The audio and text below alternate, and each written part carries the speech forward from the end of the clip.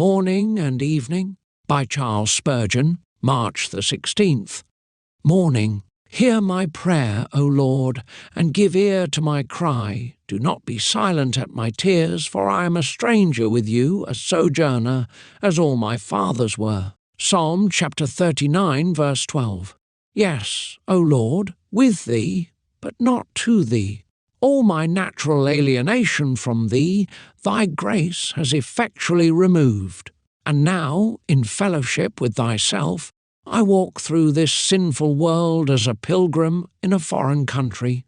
Thou art a stranger in thine own world.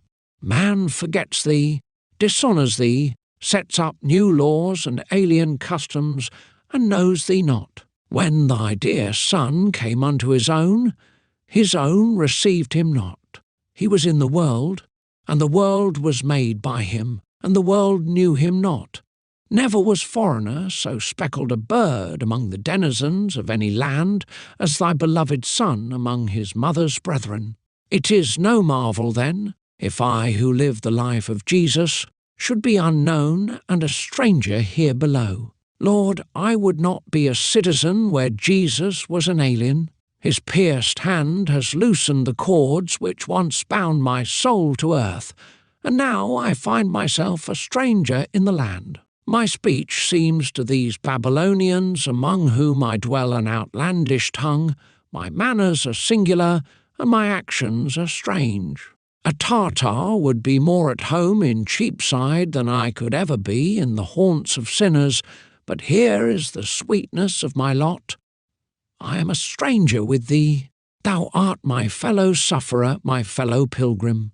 Oh, what joy to wander in such blessed society! My heart burns within me by the way when thou dost speak to me. And though I be a sojourner, I am far more blessed than those who sit on thrones, and far more at home than those who dwell in their sealed houses. To me remains nor place nor time.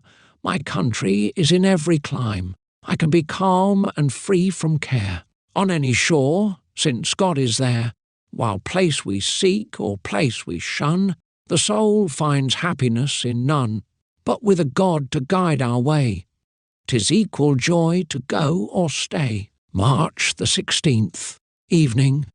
Keep back your servant also from presumptuous sins. Let them not have dominion over me. Then I shall be blameless, and I shall be innocent of great transgression. Psalm chapter 19, verse 13. Such was the prayer of the man after God's own heart.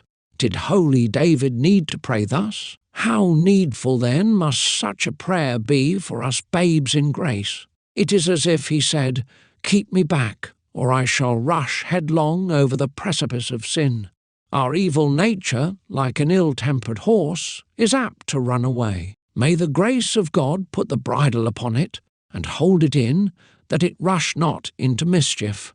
What might not the best of us do, if it were not for the checks which the Lord sets upon us, both in providence and in grace? The psalmist's prayer is directed against the worst form of sin, that which is done with deliberation and wilfulness. Even the holiest need to be kept back from the vilest transgressions. It is a solemn thing to find the Apostle Paul warning saints against the most loathsome sins.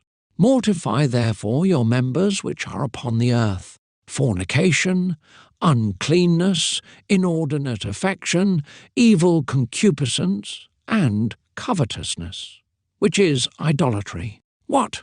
Do saints want warning against such sins as these? Yes, they do. The whitest robes, unless their purity be preserved by divine grace, will be defiled by the blackest spots. Experienced Christian, boast not in your experience. You will trip yet, if you look away from him who is able to keep you from falling. Ye whose love is fervent, whose faith is constant, whose hopes are bright, say not, "We shall never sin," but rather cry, "Lead us not into temptation." There is enough tinder in the heart of the best of men to light a fire that shall burn to the lowest hell, unless God shall quench the sparks as they fall. Who would have dreamed that righteous Lot could be found drunken and committing uncleanness? Hazael said, "Is thy servant a dog, that he should do this thing?" And we are very apt to use the same self-righteous question. May infinite wisdom cure us of the madness of self-confidence. Today, dear brothers and sisters, may you find encouragement and comfort in the Lord Jesus Christ.